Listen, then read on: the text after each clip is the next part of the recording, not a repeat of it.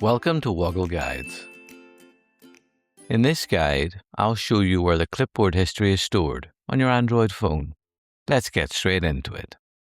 If you copied some text and want to find it again later, Android usually stores clipboard history through your Keyboard app rather than in the Settings app.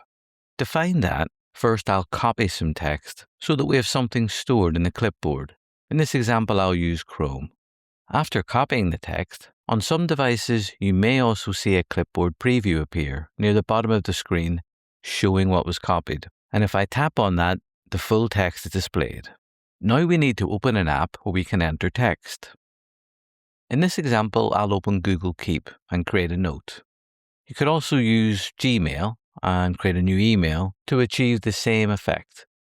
Now you'll see the note is open and the keyboard is already displayed.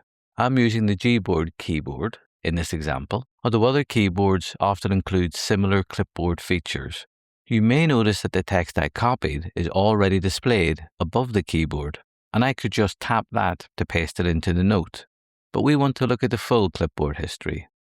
So I'm going to tap the small clipboard icon on the toolbar above the keyboard.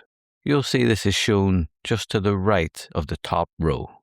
On doing that, you'll see the text that was recently copied.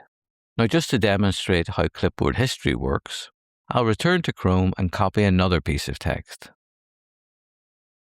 And if I go back to the Google Keep app and open the clipboard again, this time you'll see that both pieces of copied text are stored in the clipboard history. You can tap any of these items whenever you want to paste them into an app. And that's all there is to it. If this guide helped you, don't forget to like this video and subscribe to Woggle Guides for free to see more simple tech tutorials. Thanks for watching, and do look after yourself until next time.